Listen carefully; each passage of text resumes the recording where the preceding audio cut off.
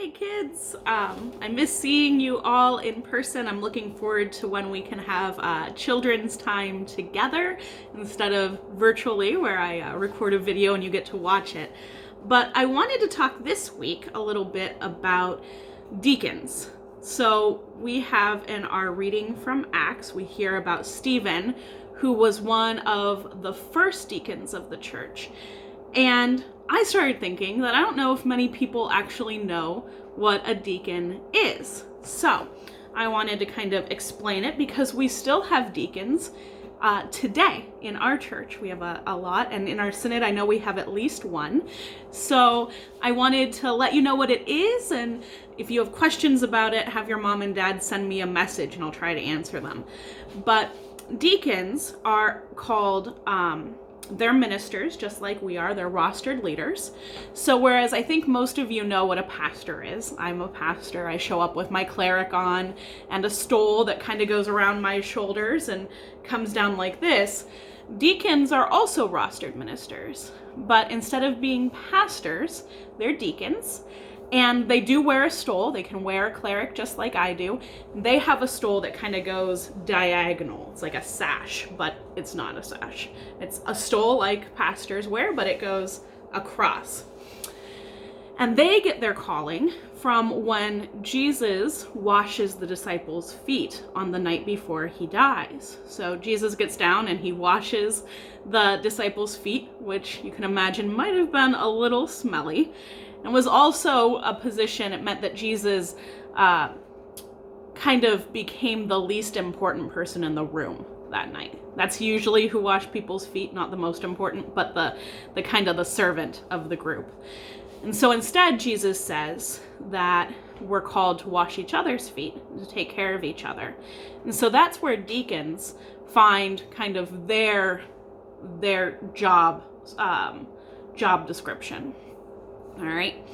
So whereas I do things like communion, where you come up to the altar and I give you bread and wine, or I give you a blessing, or I baptize little babies, one of my favorite jobs that I get to do, and I preach every week.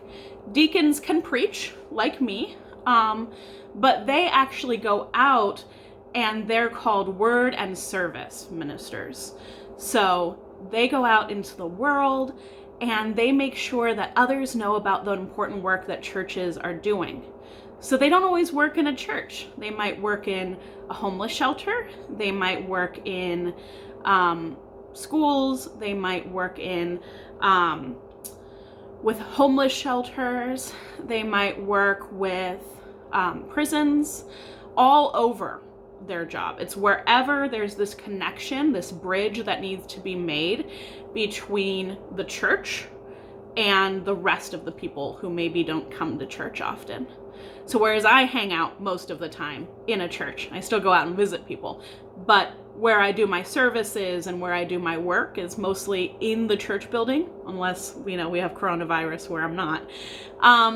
They actually are the ones who go out and make sure that other people know about God and connect what the church can do to the needs of the people. So they often find the people who are the most vulnerable in society. So people who need food or need homes, prisoners in prisons, the ones that aren't always cared for as well as they should be. And they say, these are the people that we need to be taking care of.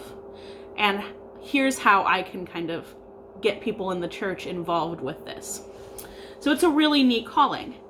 And you know what's even cooler about this calling is it doesn't just have to be deacons who do this. I think we're all asked to do this. And so what I was wondering is, where do you see people kind of serving each other, taking care of each other, helping each other out? Have you noticed or heard anything recently about people doing that? And where can you do that? Because God calls us all to show his love to everybody else. And that can be really challenging if we don't think about it every day. So I want to ask you guys to think of different ways that you can maybe help out a neighbor from afar, social distancing, maybe making a card or dropping off flowers, or even taking care of your family. How can you help your mom and dad in the house right now and show them God's love? I think that's an important thing that we need to keep in mind. I also wanted to remind you all that it's Mother's Day. So treat your mom and your dad, but also your mom, extra special today, and tell her I say Happy Mother's Day. So have a great week. And like I said, if you have questions or if you want to tell me your ideas of how you're going to help out your neighbors, feel free to comment or to have your mom and dad reach out to me with those ideas or questions. Have a great week, guys. I miss you. Bye.